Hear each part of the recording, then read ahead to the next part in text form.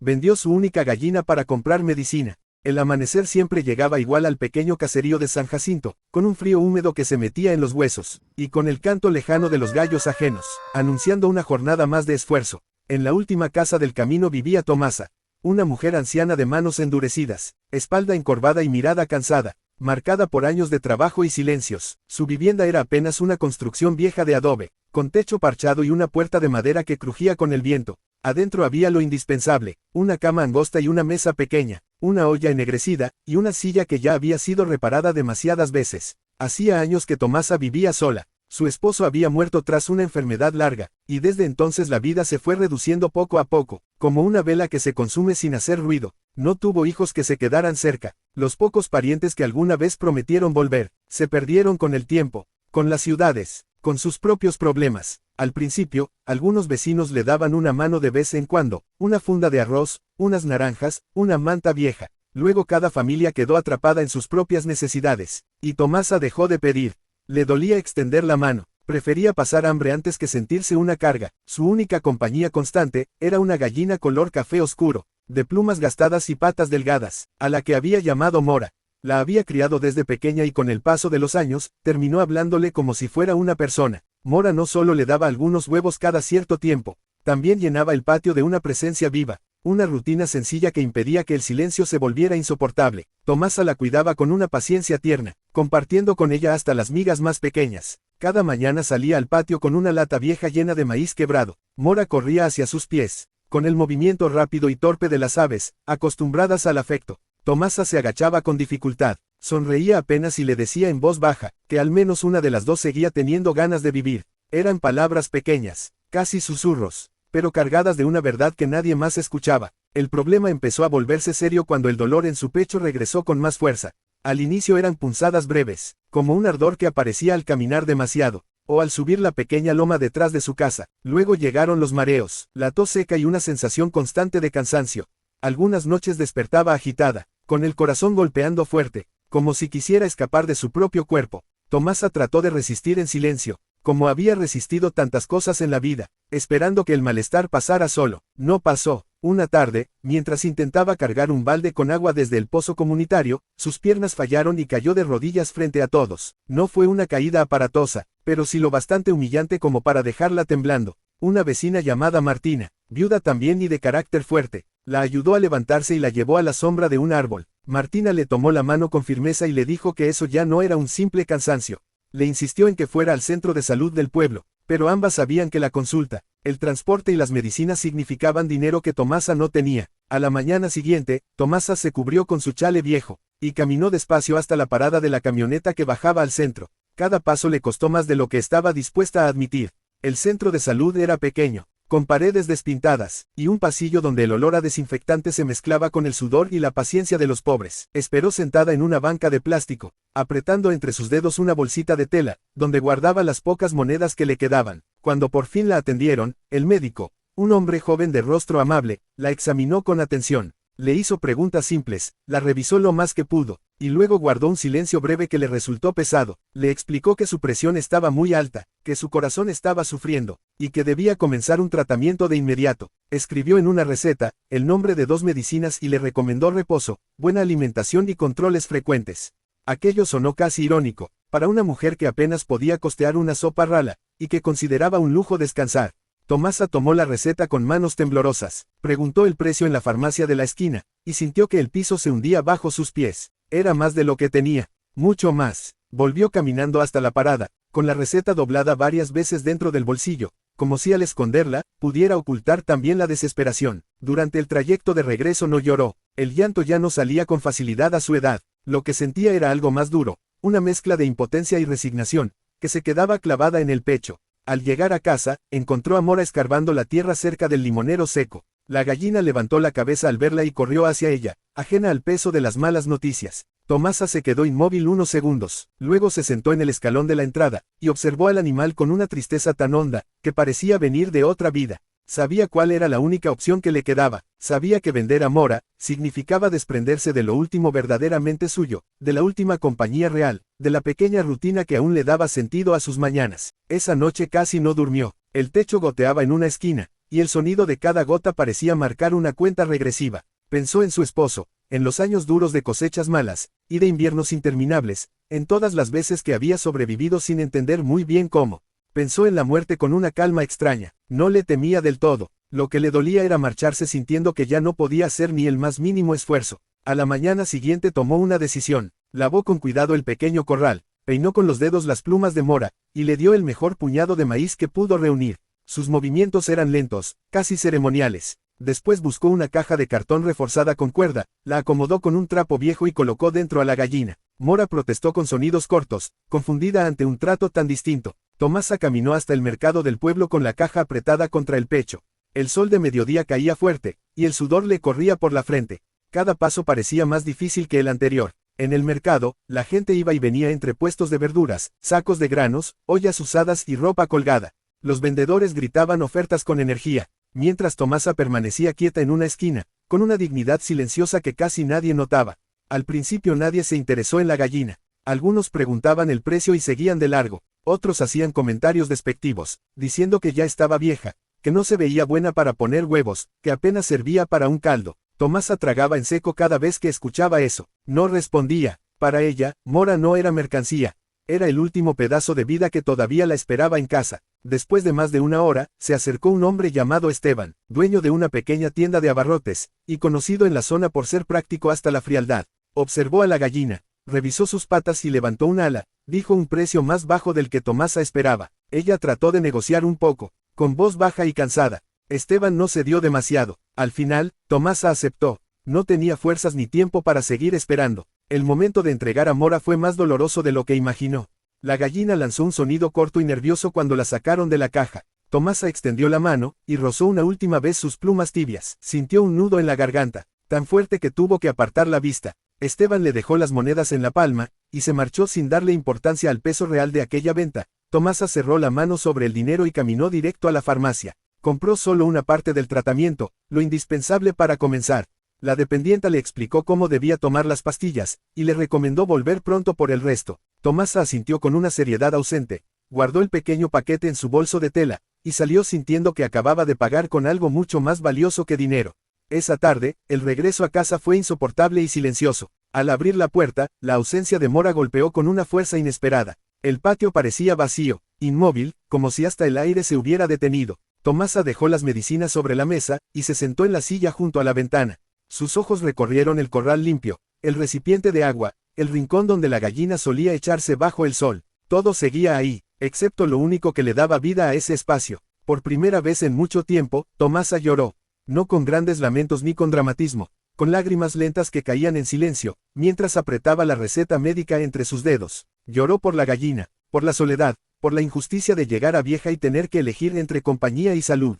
Lloró también por una sensación más profunda, la de sentir que había entregado su último tesoro, y que tal vez ni siquiera alcanzaría para cambiar su destino. Al caer la noche, tomó la primera pastilla con un vaso de agua tibia. Se acostó temprano muy exhausta, con el cuerpo pesado y el alma todavía más. Afuera el viento comenzó a soplar entre los árboles secos, levantando un murmullo extraño. A lo lejos se escuchó el motor de un vehículo, que no solía pasar por esa zona a esas horas. Tomasa abrió los ojos en la oscuridad y prestó atención. Luego oyó algo más, pasos acercándose a su puerta. Pensó que podía tratarse de Martina o de algún vecino con una urgencia. Pero cuando los golpes sonaron, 3 toques secos y firmes, sintió una inquietud difícil de explicar. Se incorporó con esfuerzo, tomó la lámpara de queroseno y caminó lentamente hacia la entrada. Antes de abrir, distinguió una sombra alta al otro lado de la madera, y una voz desconocida que pronunció su nombre, con una extraña mezcla de respeto y urgencia. Tomasa no tenía idea de quién estaba afuera, ni de que aquella visita, llegada justo después de vender a Mora, estaba a punto de revelar un secreto guardado durante años. Un secreto capaz de cambiar para siempre todo lo que ella pensaba sobre la pérdida, el sacrificio y la forma misteriosa en que la vida devuelve lo que uno entrega con el corazón. Tomasa sostuvo la lámpara con manos temblorosas mientras abría la puerta, apenas lo suficiente para mirar hacia afuera. Frente a ella estaba un hombre de unos 40 años, vestido con ropa sencilla pero limpia, acompañado por una joven que llevaba una libreta, y una pequeña caja metálica entre los brazos. Detrás de ellos a pocos metros, se veía una camioneta estacionada junto al camino. La escena era tan inesperada que Tomasa pensó por un instante que estaba soñando. El desconocido se quitó el sombrero con respeto, y volvió a pronunciar su nombre. Dijo que necesitaba hablar con ella esa misma noche. Tomasa dudó unos segundos. No parecían peligrosos, pero la vida le había enseñado a desconfiar de todo lo que llegaba demasiado tarde, y demasiado de golpe. Aún así, los dejó pasar. La joven se presentó como Julia, asistente de una oficina legal del cantón vecino. El hombre dijo llamarse Lorenzo. Su voz tenía un tono sereno, contenido, como si también cargara con una tensión difícil de ocultar. Tomasa les indicó la única silla disponible, y ella misma se quedó de pie apoyada en la mesa, sin entender qué hacía gente así en su casa a esas horas. Lorenzo comenzó con una pregunta extraña, si Tomasa había conocido a un hombre llamado Julián Robles. Hacía muchos años. El nombre golpeó su memoria de inmediato. Julián había sido amigo cercano de su difunto esposo, un hombre reservado que vivió una temporada en el pueblo, y luego desapareció sin despedirse de casi nadie. Tomasa lo recordaba como alguien correcto y trabajador, con una mirada triste que parecía guardar demasiadas cosas. Hacía décadas que no escuchaba su nombre. Cuando ella respondió que sí, Lorenzo bajó la mirada un momento, y luego reveló la razón de su visita. Julián Robles había muerto hacía 3 meses en la capital. No tuvo esposa ni hijos reconocidos. Durante sus últimos años, trabajó administrando una pequeña finca y un terreno, que con el tiempo, aumentaron mucho de valor. Antes de morir dejó un testamento formal legalizado, donde aparecía un nombre que nadie esperaba: Tomasa Aguirre. La anciana sintió que el corazón le golpeaba con fuerza. Pensó que debía tratarse de una confusión. Nunca había tenido bienes, nunca se había relacionado con abogados, jamás imaginó figurar en algo así. Julia abrió la caja metálica y sacó varios documentos envueltos con cuidado. Había copias certificadas, firmas, sellos y una carta escrita a mano, con tinta ya algo desvanecida. Lorenzo explicó que era sobrino lejano de Julián, y había sido quien encontró los papeles personales del difunto. El testamento no solo mencionaba a Tomasa como heredera principal de una pequeña propiedad real, y una cuenta de ahorros modesta, además incluía instrucciones claras de buscarla personalmente, sin intermediarios, y entregarle una carta escrita por el propio Julián. El problema era que localizarla no había sido fácil. El nombre del caserío estaba mal registrado en un documento antiguo, y durante semanas recorrieron zonas equivocadas hasta dar finalmente con ella. Tomasa apenas podía respirar con normalidad. Lorenzo le extendió la carta. Ella la tomó con una lentitud reverente, como si sostuviera algo sagrado. Sus dedos temblaban tanto que Julia tuvo que ayudarla a desplegar el papel. Tomasa sabía leer con dificultad, gracias a las pocas lecciones que su esposo le había enseñado en la juventud. Aún así, Lorenzo le preguntó si quería que leyera en voz alta. Después de un silencio largo, ella aceptó. La carta comenzó de una manera sencilla y directa. Julián escribió: si esas palabras habían llegado a manos de Tomasa, significaba que el tiempo se le había terminado, y que al fin estaba cumpliendo una deuda moral que arrastró durante gran parte de su vida. Entonces vino la revelación que la dejó inmóvil. Años atrás, durante una temporada de lluvias fuertes, Julián había quedado atrapado en el pueblo sin dinero ni alimentos suficientes. Su situación era peor de lo que aparentaba. Había llegado huyendo de una estafa en la que perdió casi todo, y pasó semanas alimentándose apenas con lo que encontraba. Fue en ese tiempo cuando Tomasa y su esposo, sin tener casi nada para ellos mismos, lo ayudaron en secreto varias veces. Le dieron sopa caliente, le ofrecieron un rincón seco donde dormir durante una tormenta. Julián escribió que jamás olvidó una escena en particular. Una noche, mientras la lluvia azotaba el techo de adobe, Tomasa había partido el último pedazo de pan en 3 partes iguales, una para su esposo, una para el visitante y otra para ella.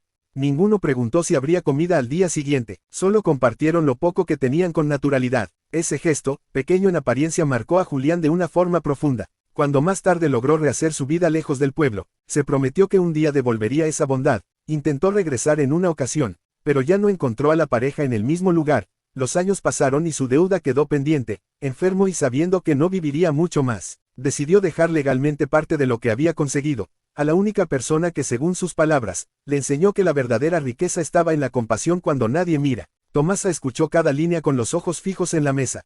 A medida que avanzaba la lectura, recuerdos borrosos fueron acomodándose su mente. Aquel hombre silencioso que evitaba hablar de su pasado. Ella y su esposo jamás pensaron que ese gesto tuviera importancia real. Lo hicieron como se hacen las cosas buenas en los lugares humildes, sin esperar nada a cambio. La carta terminaba con una frase que dejó a Tomasa sin palabras. Si la vida me permitió levantarme, fue gracias a una cena compartida, en una casa pobre donde nunca me hicieron sentir menos. Si hoy puedo dejar algo, quiero que vuelva a esas manos. Hubo un silencio profundo cuando Lorenzo terminó de leer. Tomasa se sentó llevando una mano al pecho. No lloró enseguida. Primero miró la receta médica, luego la caja vacía donde antes había estado Mora. Todo parecía conectado de una manera imposible de anticipar. Lorenzo continuó explicando los detalles prácticos. Se trataba de una finca pequeña ya arrendada, un terreno agrícola que generaba ingresos mensuales, y una cuenta de ahorro suficiente para darle estabilidad.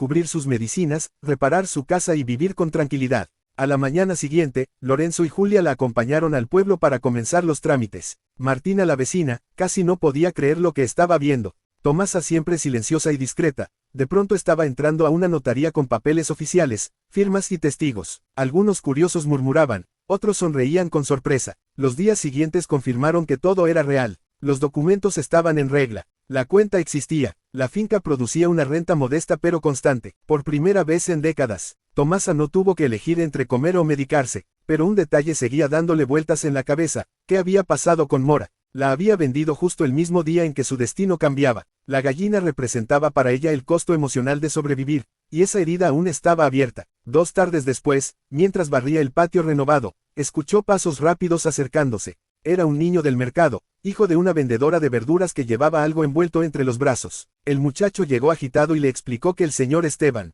el hombre que había comprado la gallina, se enteró de lo ocurrido y quiso hacer algo. Según dijo, al llevarse a Mora notó algo raro. La gallina estaba inquieta, y protegía con insistencia una pequeña bolsita de tela vieja, escondida bajo la paja de la caja de cartón. Esteban pensó que era basura, pero al abrirla, encontró dentro un rosario de madera, una medallita antigua, y 2 billetes doblados con mucho cuidado. También había una nota muy vieja, escrita por el esposo de Tomasa, años atrás, donde decía que guardaba ese pequeño ahorro, para el día en que la necesidad toque la puerta. Tomasa quedó inmóvil, no recordaba en absoluto que su esposo hubiera escondido algo así, seguramente lo hizo en silencio. Esteban, movido por la culpa de haber pagado tan poco, y conmovido por la historia que ya corría de boca en boca, decidió devolverle a Mora junto con la bolsita. Dijo que no podía quedarse con un animal, que claramente era parte de algo mucho más grande de lo que había imaginado. Minutos después apareció el propio Esteban, cargando a la gallina bajo el brazo con una expresión torpe, casi avergonzado. Mora, al ver el patio, comenzó a mover las alas con nerviosismo.